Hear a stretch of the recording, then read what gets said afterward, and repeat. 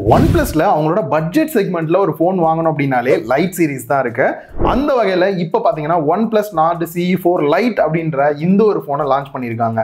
Last டைமே இந்த phone launch பண்ணும்போது பார்த்தீங்கன்னா LED டிஸ்பிளே தான் கொடுத்துருந்தாங்க. கேமரா ஓகேவா தான் இருந்தது. இந்த மாதிரி சில குறைகள்லாம் இருந்தது. அது எல்லாத்தையுமே சார்ட் அவுட் பண்ணிட்டு நிறைய அப்கிரேடுமே பண்ணியிருக்காங்க. ஆனால் எல்லாத்தையும் மாற்றிருக்கீங்க, இந்த ஒரு விஷயத்த ஏன் இன்னும் மாற்றாமே வச்சிருக்கீங்க அப்படின்ட்டு எனக்கு ஒரு பெரிய டிஸ்அட்வான்டேஜாக தோன்ற விஷயமும் இதில் இருக்கு. அது என்ன அப்படின்றத வீடியோவில் ரொம்பவே கிளியராக சொல்லியிருக்கேன். நீங்கள் பார்த்துட்டு இருக்கிறது லவுடலி டெக் சேனல். நான் சுகுமார். வாங்க வீடியோவில் போய் டீட்டெயிலாக பார்க்கலாம். குயிக்காக ஒரு அன்பாக்சிங் பண்ணிடலாம். ஃபர்ஸ்ட் மேலே க்ளோ ஆகக்கூடிய இந்த ஒரு ரேப்பர் ரிமூவ் பண்ணிடலாம். அதே Nord அப்படின்ற மாதிரியே தான் பாக்ஸிங்லாம் பண்ணியிருக்காங்க. சைடில் OnePlus Nord CE4 Lite அப்படின்றத பிராண்டிங் பண்ணியிருக்காங்க. பேக் சைடில் colour variant, RAM, storage, sir value எல்லாமே மென்ஷன் பண்ணிட்டாங்க. அண்ட் டாப்ல என்ன பிரைஸ் அப்படின்றத போடணும். ரிவ்யூ யூனிட் அப்படின்றனால XX போட்டு கொடுத்துட்டாங்க. முன்னாடியில் மார்க்கரை வச்சு ஹைட் பண்ணுவாங்க, சானிடைசர் போட்டு தொடச்சிருவோம். அந்த மாதிரி இருக்கக்கூடாதுன்னு XX இப்போ எல்லாம் போட்டு கொடுக்குறாங்க. ஸோ உள்ள பாக்ஸை ஓப்பன் பண்ணோடனே எப்பயும் போல ஒரு குட்டி பாக்ஸ் கொடுத்துருக்காங்க. அதில் sim ejector tool and welcome letter கொடுத்துருக்காங்க. இவங்களோட ரெட் கேபிள் கார்டு கொடுத்துருக்காங்க. சில ஸ்டிக்கர்ஸ் இருக்கு. அண்ட் சிலிகான் கேஸ் ஒன்று வந்து கொடுத்துருக்காங்க. அண்ட் நெக்ஸ்ட் மொபைல் கொடுத்துருக்காங்க. மேலே இருக்கக்கூடிய இந்த ஒரு கவரை ரிமூவ் பண்ணிடலாம். பேக் சைடில் இருக்கக்கூடிய ஸ்டிக்கரையும் ரிமூவ் பண்ணிடலாம். டர்ன் ஆன் பண்ணிட்டு கேஸ் போட்டு பார்த்தேன். கேஸ் நல்லாவே ஃபிட்டாக தான் இருக்கு. கொஞ்ச நாள் மஞ்சள் ஆகிற வரைக்கும் வச்சு ஓட்டலாம். நெக்ஸ்ட் 80 வாட் சப்போர்ட் பண்ணக்கூடிய ஃபாஸ்ட் சார்ஜிங் அடாப்டர் கொடுத்துருக்காங்க. அண்ட் டைப் சி கேபிள் ஒன்று கொடுத்துருக்காங்க. கேபிளோட குவாலிட்டி வைஸ் நல்லாவே இருக்கு. இந்த போன்ல எனக்கு ரெண்டாவதா பிடிக்காத விஷயத்த நான் ஃபர்ஸ்டே சொல்லிடுறேன். இதோட லுக் வெப்சைட்ல போட்டோல பார்க்கும் போதெல்லாம் நார்மலா இருக்கிற மாதிரி தான் இருந்தது. டைரக்டா பார்க்கும் போது தான் கொஞ்சம் அடிக்கிற மாதிரி இருக்கு.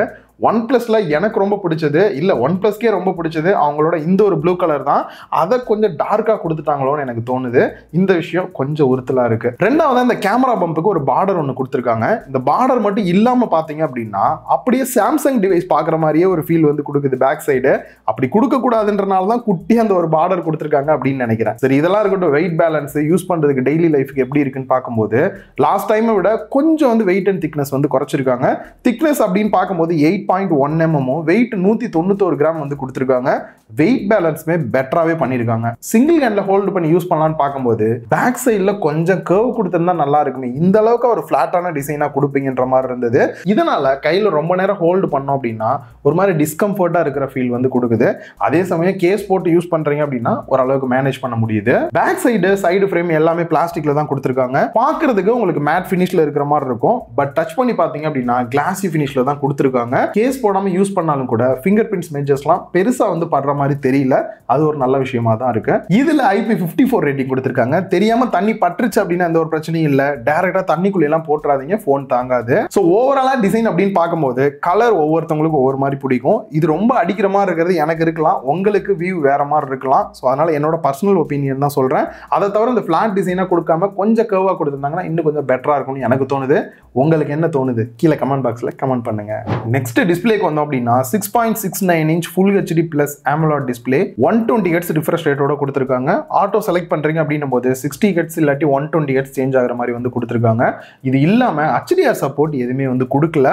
நார்மலா 20,000 ரூபாய் பட்ஜெட் ரேஞ்ச் அப்படின்னா கண்டிப்பா இது கொடுத்திருந்தா பெட்டரா இருந்திருக்கும். அது இல்லாத ஒரு சின்ன குறையா இருக்கு. ஸோ என்ன டிஸ்பிளே ப்ரொடெக்ஷன் யூஸ் பண்ணிருக்காங்க அப்படின்றதையும் கிளியரா எதுவும் மென்ஷன் பண்ணல. தெரிஞ்சது அப்படின்னா டிஸ்கிரிப்ஷன்ல ஆட் பண்ற செக் பண்ணி பாத்துங்க. அண்ட் பீக் பிரைட்னஸ் பொறுத்த வரைக்கும் 2100 nits வந்து கொடுத்துருக்காங்க. இண்டோர் அவுட்டோர் டைரக்ட் சன்லைட்லயும் செக் பண்ணி பார்த்தேன். டிஸ்பிளேயோட குவாலிட்டி வைஸ் நல்லாவே பிரைட்னஸ் கிடைக்குது. ஓவராலா டிஸ்பிளே எந்த அளவுக்கு இருக்கு அப்படின்னு பார்க்கும்போது லாஸ்ட் டைம் LCD டிஸ்பிளே கொடுத்திருந்தாங்க. பட் இந்த டைம் AMOLED டிஸ்பிளேக்கு மூவ் ஆனது நல்ல ஒரு அப்கிரேடா இருக்கு. அதே மாதிரி டிஸ்பிளேயோட குவாலிட்டி வைஸும் ஒரு பெஸ்டான டிஸ்பிளேவா தான் கொடுத்திருக்காங்க. பட் HDR சப்போர்ட் இல்லாம இருக்கிறது இந்த போனோட டிஸ்பிளேல ஒரு சின்ன குறையா இருக்கு. செக்யூரிட்டி அண்ட் லாக்க பொறுத்த வரைக்கும் in display fingerprint scanner கொடுத்திருக்காங்க. யூஸ் பண்றதுக்கு நல்லாவே ஃபாஸ்டா இருக்கு. லெஃப்ட் சைடுல ஹைபிரிட் சிம் ஸ்லாட் கொடுத்திருக்காங்க. நெக்ஸ்ட் பாட்டம்ல 3.5 audio jack, mic, type C port and speaker கொடுத்திருக்காங்க. ஸ்டீரியோ ஸ்பீக்கர் செட்டப் கொடுத்திருக்காங்க. சவுண்ட் குவாலிட்டியை பொறுத்த வரைக்கும் நல்லா லவுடரா தான் இருக்கு. பெருசா குறை சொல்ற மாதிரி இல்ல. என்ன இந்த டால்பி அட்மோஸ் சப்போர்ட் மாதிரி கொடுத்திருந்தாங்கன்னா இன்னும் கொஞ்சம் பெட்டரா இருந்திருக்கும். அண்ட் டாப்ல இயர் பீஸ்ல இருந்து சவுண்ட் அவுட்புட் வரதுக்கான சின்ன ஸ்லாட் கொடுத்திருக்காங்க. இதுல நாய்ஸ் கேன்சலேஷன் மைக் மிஸ் ஆகுது. அண்ட் அது மட்டும் இல்லாம இப்ப ரீசன்ட் டேஸ்ல OnePlusல இந்த IR பிளாஸ்டர் கொடுத்துட்டு இருந்தாங்க. அதையும் இதுல கொடுக்காம மிஸ் பண்ணிருக்காங்க. கொடுத்திருந்தா யூஸ்ஃபுல்லா இருந்திருக்கும். Next battery capacity 5500 mAh, 80 watts fast charging adapter பாக்ஸ்லயே கொடுத்திருக்காங்க. இது ரெண்டுலயுமே அப்கிரேட் வந்து கொண்டு வந்திருக்காங்க. அண்ட் பிராண்ட் சைடு சொல்றது 1% இருந்து 100% சார்ஜ் ஆகிறதுக்கு 52 நிமிஷம் டைம் எடுத்துக்கும் அப்படின்றாங்க. பேட்டரி லைஃப் அப்படின்னு வரும்போது நீங்க நார்மல் யூஸ் ரெகுலரா பண்றீங்க அப்படின்னும் போது 1.5 நாளைக்கான பேட்டரி லைஃப் வந்து தாராளமாவே வந்து கிடைக்குது.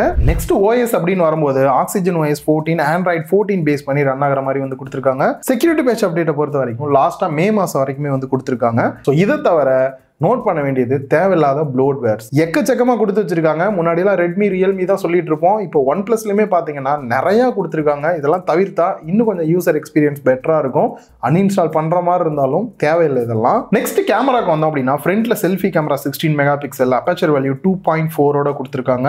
வீடியோ அவுட்புட் அப்படின்னு பார்க்கும்போது மேக்ஸிமம் 1080p 30 fps எடுக்கிற மாதிரி கொடுத்திருக்காங்க. அதுவே பேக் சைட் கேமரா செட்டப் அப்படின்னு பார்த்தோம்னா டியூவல் கேமரா செட்டப் இருக்கு. 50 mega pixel main camera, aperture value 1.8 Sony LYT 600 sensor வந்து யூஸ் பண்ணிருக்காங்க. அண்ட் இதுல OIS சப்போர்ட்டோடையும் வருது. நெக்ஸ்ட் ஒரு 2 மெகா பிக்சலுக்கு டெப்த் சென்சார் கொடுத்திருக்காங்க. அண்ட் வீடியோஸ் அப்படின்னு பார்க்கும்போது 1080p 30 fps தான் மேக்ஸிமம் எடுக்கிற மாதிரி வந்து கொடுத்திருக்காங்க. ஃப்ரண்ட் பேக் ரெண்டுலயுமே பாத்தீங்கன்னா மேக்ஸிமம் 60k எடுக்கிற மாதிரி கூட கொடுக்கல. அது ஒரு குறையா இருக்கிற மாதிரி இருக்கு. 4Kவுமே பாத்தீங்கன்னா இதுல சப்போர்ட் வந்து கிடையாது. அண்ட் இன்னொரு ஹைலைட்டான விஷயம், இதுல OIS அண்ட் EAS சப்போர்ட் கொடுத்திருக்கனால நீங்க வீடியோஸ்லாம் எடுக்கிறீங்கன்னா ஒரு ஸ்டேபிளான வீடியோ எடுக்கிறதுக்கு ரொம்பவே சப்போர்ட்டா இருக்கு. கேமரா அவுட்புட் எப்படிதான் இருக்குன்னு சொல்லிட்டு போன்லயே பார்க்கலாம்னு சொல்லி போட்டோ ஆப் ஓபன் பண்ணி பார்த்தா நார்மலா பார்க்கும்போது போட்டோ நல்லா இருக்கு. திடீர்னு பாத்தீங்க அப்படின்னா அப்படியே கலர் வந்து சேஞ்ச் ஆகி ரெட் கலர்ல மாறுது. ஷிஃப்ட் ஆயிட்டே இருக்கிற மாதிரியான ஒரு ஃபீல் இருக்கு. எனக்கு மட்டும் தான் அப்படி இருக்கான்னு சொல்லி எல்லாத்தையும் கேட்டா ஆமா அந்த மாதிரி தான் இருக்கு ப்ரோ, என்ன பிரச்சனை தெரியலன்னாங்க. இன்னுமே பாத்தீங்கன்னா அந்த பிரச்சனை இருக்கு. இது வந்து டிஃபால்ட்டா இவங்க கொடுத்துருக்கக்கூடிய போட்டோஸ் ஆப்ல போய் பார்த்தா இந்த பிரச்சனை எதுவுமே இல்ல.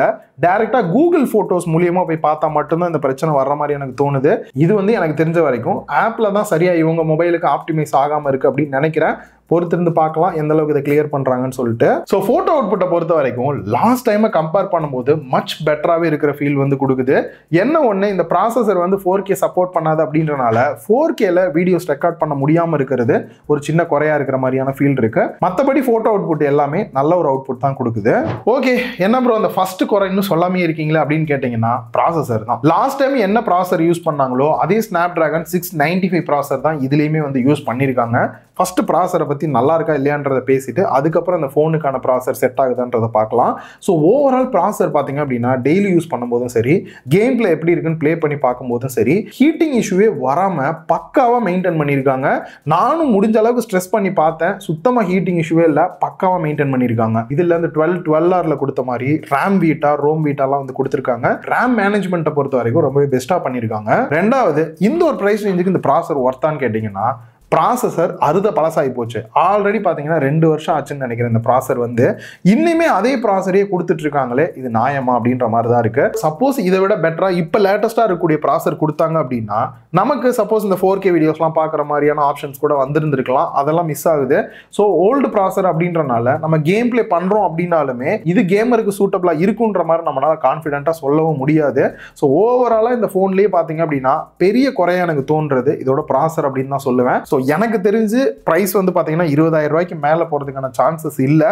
ஸோ வெயிட் பண்ணி தான் பார்க்கணும். லான்ச்சுக்கு முன்னாடி டிவைஸ் கைக்கு வந்தனால கீழே டிஸ்கிரிப்ஷனில் பிரைஸ் வந்துருச்சுன்னா ஆட் பண்ணுறேன், செக் பண்ணி பார்த்துக்குங்க. இந்த வீடியோ உங்க எல்லாருக்குமே யூஸ்ஃபுல்லாக இருந்திருக்கும் அப்படின்னு நினைக்கிறேன். இந்த வீடியோ பிடிச்சிருந்தா லைக் பண்ணுங்க, உங்க ஃப்ரெண்ட்ஸ் கூட ஷேர் பண்ணுங்க. மறக்காம லவுடலி டெக் சேனலுக்கு உங்களோட சப்போர்ட்டை கொடுங்க.